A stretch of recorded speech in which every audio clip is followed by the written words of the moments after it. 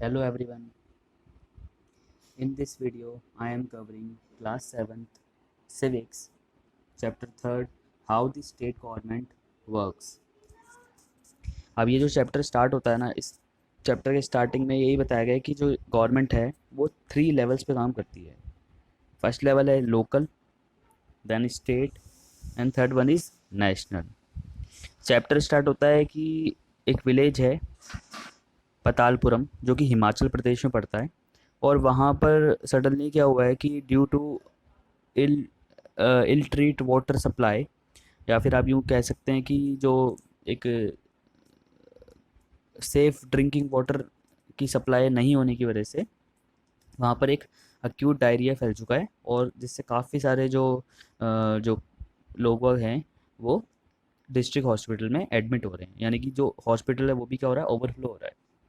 तो अब हम समझते हैं कि रिस्पॉन्सिबिलिटी कितनी है, ये किसकी है. तो रिस्पॉन्सिबिलिटी जो आएगी वो हमारे जितने भी जो गवर्नमेंट है, जहाँ पे जो रूलिंग गवर्नमेंट है उसकी होती है. दूसरा, जो रूलिंग गवर्नमेंट के अंदर जो भी डिपार्टमेंट्स हैं जो भी इस चीज़ से रिलेट करेंगे उन सबकी ये रिस्पॉन्सिबिलिटी होती है. तो रूलिंग गवर्नमेंट को समझने के लिए उसका सबसे छोटी जो चीज़ है एमएलए, उसे हम पहले समझ लेते हैं. तो सबसे पहले हम समझते हैं कि एमएलए होता क्या है. तो अगर हम एमएलए की बात करें तो एमएलए की फुल फॉर्म होती है मेंबर ऑफ लेजिस्लेटिव असेंबली, या हम इनको बोलते हैं मिनिस्टर्स. तो अब एमएलए को मैं एक पूरी स्लाइड से आपको अच्छे से समझा देता हूँ ताकि आपको ये क्लियर हो जाए कि एमएलए होते कौन है. तो जैसा कि मैंने आपको बताया, एमएलए की जो फुल फॉर्म है वो है मेंबर ऑफ लेजिस्लेटिव असेंबली.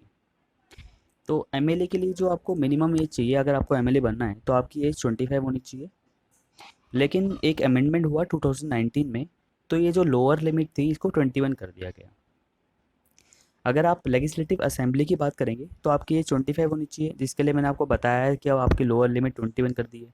लेकिन अगर आप लेजिस्लेटिव काउंसिल के मेंबर बनना चाहते हैं तो अकॉर्डिंग टू आर्टिकल 173 आपकी एज मिनिमम 30 ईयर्स होनी चाहिए.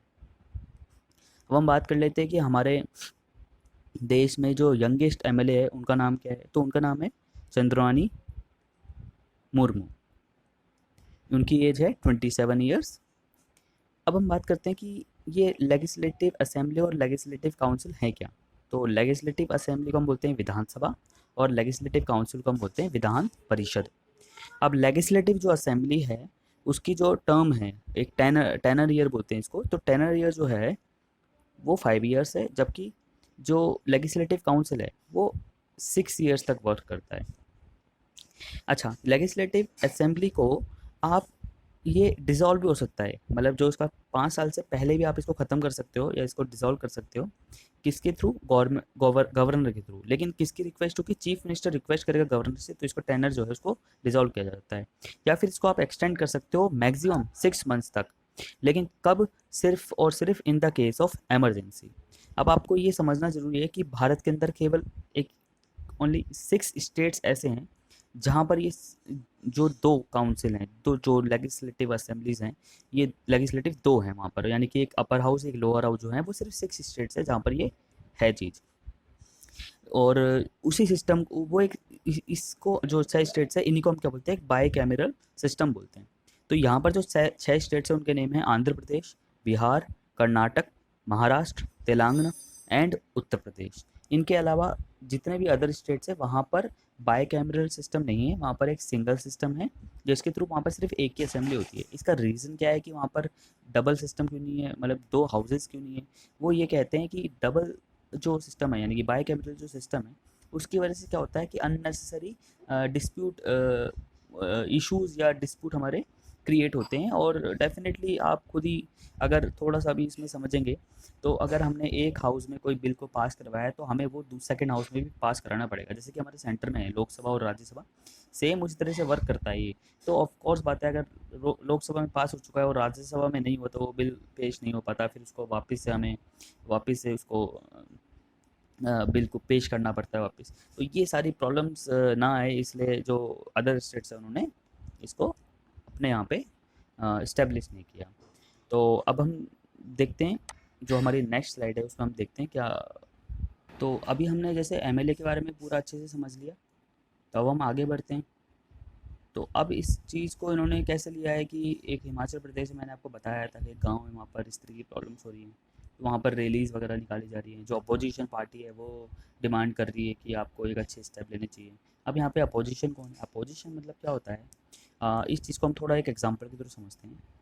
जैसा इसमें जो एग्जांपल दे रखा है वो ये दे रखा है कि जो हर एक स्टेट है, जैसे भारत का जो भी स्टेट होंगे वो सभी किस में डिवाइड होंगे? डिफरेंट एरियाज़ में डिवाइड होंगे, ठीक है। और उन सभी में क्या होगा? उन पूरे स्टेट में एक लेजिस्लेटिव असेंबली होगी होगी, या फिर लेजिस्लेटिव असेंबली और लेजिस्लेटिव काउंसिल होंगे होंगे, दोनों होंगे या फिर एक ही होगा सर। तो जो डिफरेंट एरियाज़ हैं या कॉन्स्टिट्यूंसीज हैं, तो इन्होंने उस एग्जाम्पल को लिया है कि एक हिमाचल प्रदेश जो है उसका जो पातालपुरम जो गांव है उसको बताया गया है, उसमें भी प्रॉब्लम है। तो हम हिमाचल प्रदेश को देखते हैं कि उसकी कितनी सीट्स हैं, उसमें कितने जो लेजिस्लेटिव असेंबली है उसमें कितने लोग बैठते हैं। तो हम देखेंगे 68 असेंबली है, यानी 68 लोग हैं जो मिलकर क्या बनाते हैं? लेजिस्लेटिव असेंबली को बनाते हैं। असेंबली मतलब क्या है? असेंबल है, असेंबल मतलब जोड़ना, कुछ चीज़ों को जोड़ के बनाना। तो असेंबल मतलब जोड़ना हो गया, तो असेंबली मतलब जो काफ़ी सारे लोगों से मिलके बनी हो, काफ़ी सारे मेंबर से मिलके बनी हो। तो यहाँ पर क्या समझने वाली एक बात है कि a political party whose MLAs have won more than half the number of constituencies in a state can be said to be in a majority। यानी कि जो मेजोरिटी है उसको चीज़ को हमको समझने के लिए हम कैसे समझेंगे कि मेजोरिटी मतलब जैसे 68 सीट्स हैं हिमाचल प्रदेश में, तो आपको अगर रूलिंग पार्टी बनना है, अगर आपको रूल करना है, इस पर राज करना है हिमाचल प्रदेश पे, तो आपको मिनिमम 34 सीट से ज़्यादा आपको जीतना पड़ेगा, यानी मिनिमम 35 सीट्स आपको विन करनी पड़ेंगी। तो जैसे कि इन्होंने एक रिपोर्ट दी 2003 में, कांग्रेस के पास थी 43 सीट्स, भारतीय जनता पार्टी के पास में 16 थी, बाकी जो अदर पार्टीज थी उनमें 3, और इंडिपेंडेंट जो थे उनके पास 6 पार्टी थी। इस तरह से 68 हुई। तो कांग्रेस के पास हमारे 43 है, तो इट मीन्स कांग्रेस जो है वो मेजोरिटी है, यानी रूलिंग पार्टी है। और जो सबसे स्ट्रॉन्गेस्ट अपोजिशन पार्टी है वो कौन सी होगी? बीजेपी होगी, क्योंकि उसके बाद में 16 सीट्स है, क्योंकि कांग्रेस के बाद में वो आ गई है। अब यहाँ पे समझते हैं कि ये सारे मिलकर जो एमएलए जो बने हैं ना, जो जीते हैं उस स्टेट में, वो सब मिलकर क्या बनाएंगे? वो अपना एक लीडर चूज करेंगे जिसे हम क्या बोलेंगे? चीफ मिनिस्टर बोलेंगे। अब यहाँ पर बात समझने वाली ये है कि चीफ मिनिस्टर को अपॉइंट कौन करता है? गवर्नर। तो गवर्नर का कोई रूल नहीं रहता है इसमें, एमएलए कोई चूज नहीं करते गवर्नर, गवर्नर का एक अलग ही रूल है। गवर्नर को अलग ही तरीके से आप अपॉइंट करोगे, उसके लिए उसकी जो क्वालिफिकेशन है वो थोड़ा मैच हो सकती है, लेकिन उसको अपॉइंट करने का तरीका पूरा ही अलग है। तो ये गवर्नर का जो पॉइंट है इसे हम थोड़ी देर में, या मैं आपको नेक्स्ट जो मेरा लेसन होगा उसमें आपको क्लियर कर दूंगा ये चीज़। तो अभी हमने क्या समझा कि चीफ मिनिस्टर को अपॉइंट करने वाला कौन है? गवर्नर है। और अपॉइंट करने का मतलब क्या हो गया कि जो ओथ है, यानी जो शर्त है, वो किसके थ्रू होगी? वो उसको कौन दिलाएगा? वो हमारे गवर्नर दिलवाएगा। अब हम बात करते हैं कि चीफ मिनिस्टर और जो अदर मिनिस्टर हैं उनकी क्या रिस्पॉन्सिबिलिटी है कि वो रन करेंगे वेरियस गवर्नमेंट डिपार्टमेंट्स को, क्योंकि हमें पता है एक स्टेट में बहुत सारे गवर्नमेंट डिपार्टमेंट्स होते हैं, तो उनकी रिस्पॉन्सिबिलिटी होती है कि वो रन करते हैं। Legislative Assembly is a place where all the MLAs, whether from the ruling party or from the opposition party, meet to discuss various things। अब ये लेजिस्लेटिव असेंबली एक ऐसी जगह है जहाँ पर क्या होगा? ये सारे जो विधायक जीते हुए हैं वो आएंगे और वहाँ पर क्या करेंगे? वो डिस्कशन करेंगे, वहाँ पर वो बैठेंगे, ये सारी चीज़ें वो डिस्कशन करेंगे। तब हम देखते हैं यहाँ पर एक डिबेट, इस चैप्टर के अंदर एक डिबेट बताई गई है कि उस चीज़ में डिबेट कर रही है। तो मैं आपको बस एक शॉर्ट समरी बता देता हूँ। तो यहाँ पर बताया गया है कि chief minister and other minister have to take decision, ये अपोजिशन पार्टी बोल रही है। अब इसमें क्या हुआ? एमएलए जो फर्स्ट है, एमएलए फर्स्ट में ये बताया गया है कि एक एमएलए बोलता है कि भाई 15 से ज़्यादा डेथ हो चुकी हैं, और रीज़न जो है उनका वो है डायरिया है, ठीक है। दूसरा एमएलए उस पर क्वेश्चन अराइज करता है कि गवर्नमेंट हॉस्पिटल उनकी सिचुएशन इतनी ख़राब क्यों है। यानी कि आप समझ में आ रहा है कि जो जो वाटर है, ख़राब पानी की वजह से डायरिया हुआ लोगों को, डायरिया होने की वजह से वो हॉस्पिटल में पहुंचे, और हॉस्पिटल में पहुंचने के बाद में भी हॉस्पिटल में जब पेशेंट ज़्यादा ओवरफ्लो हो गए, वहाँ पे जब इतने ज़्यादा लोग हो गए, तो वहाँ की कंडीशन क्या होने लगी? ख़राब होने लगी, प्रॉपर ट्रीटमेंट उन्हें नहीं मिल रहा था। फिर एमएलए जो थर्ड है उसने ये बताया कि भाई शॉर्टेज भी है वाटर की, क्योंकि आप स्टोरी अगर पढ़ते हैं तो उसमें बताया गया था कि 3 से 4 दिन में एक बार पानी आ रहा है, और जो वीमेन है उनको जाना भी पड़ रहा है 3 से 4 किलोमीटर दूर पानी कलेक्ट करने के लिए। और जो जो फोर्थ जो एमएलए उन्होंने बताया, ओआरएस जो पैकेट्स है आर बीइंग डिस्ट्रीब्यूटेड, मतलब कि अगर क्या आपने कुछ, तो ये एक तरह से रूलिंग पार्टी की तरफ से उन्होंने बताया होगा कि हाँ, ये वो आंसर दे रहे हैं कि हमने ये सब चीज़ें करी हैं, क्योंकि ओआरएस जो है वो एक तरह से वाटर जो प्रॉब्लम होती है डायरिया या दस्त वगैरह ऐसे लूज मोशन की, उनमें ओआरएस बहुत जल्दी काम आता है। फिर एक और है, उन्होंने बताया एमएलए ने कि ये पुअर फैसिलिटीज़ है हमारे हॉस्पिटल में। तो ये सारे इश्यूज़ क्या हो डिस्कस हो रहे हैं। इन सब डिस्कशन के बाद में क्या होगा, प्रॉपर एक गवर्नमेंट एक नतीजे पे पहुंचेगी और फाइनली वो एक या तो कुछ चीज़ों को अमेंड करेगी, कुछ चेंजेस लेके आएगी, या नए प्रोविजन के थ्रू इन सब चीज़ों को सॉल्यूशन हो जाएगा। तो ये इस पूरे चैप्टर में ये था। तो अब हम ओवरऑल देखते हैं। तो overall head of is the chief minister, हमें पता ही था कि पूरे जो स्टेटस का हेड कौन है, चीफ मिनिस्टर है। और उन्हीं के थ्रू सारा क्या होगा, काम होगा। और ये वही निर्देश देंगे, सब चीज़ों को वही बनाएंगे, सारे डिपार्टमेंट्स को उन्हीं की जिम्मेदारी होती है। अब हम समझ लेते हैं वर्किंग ऑफ द गवर्नमेंट। ये मैंने आपको ऑलरेडी बता दिया, बस एक छोटी समरी और बता रहा हूँ मैं। ये है कि in a democracy there are various ways through which people express their views. तो यानी कि जो लोग हैं उन्हीं का पूरा क्या है वो, उन्हीं का पूरा क्योंकि जो डेमोक्रेटिक कंट्री होती है उसमें लोगों का ही पूरा अधिकार होता है, पूरा उन्हीं का राज होता है। तो इसके अंदर और ऐसा कुछ खास है नहीं। तो हम देखेंगे कि इसमें कौन कौन सी प्रॉब्लम हमारे निकल के आई। एक तो क्लीन ड्रिंकिंग वाटर की प्रॉब्लम थी जिसको गवर्नमेंट सॉल्व करेगी। दूसरा सैनिटेशन जो है वो प्रॉपर नहीं हो पा रहा था, गंदगी फैल रही थी, इस वजह से भी हो सकता है।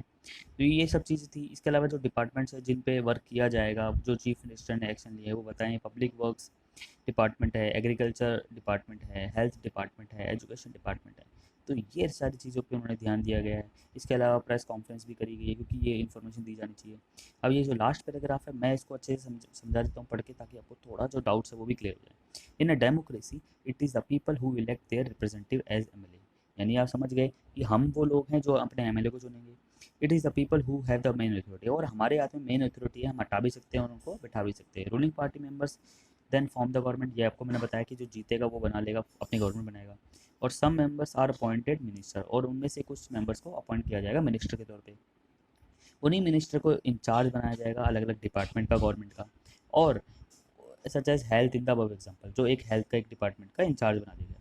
और वट एवर जो काम दिया जाएगा उन डिपार्टमेंट को, वो उनको अप्रूव कराना पड़ेगा लेजिस्लेटिव असेंबली में। मतलब लेजिस्लेटिव असेंबली में आपको रिपोर्ट देनी पड़ेगी, भाई हमने ये काम किया है। In democracy people organise meetings to voice their opinions and protest against the government. और ये पूरा अधिकार है लोकतंत्र में कि आप एक शांतिपूर्वक तरीके से प्रोटेस्ट कर सकते हो गवर्नमेंट के अगर कोई काम ऐसा सही से नहीं हो पा रहा है।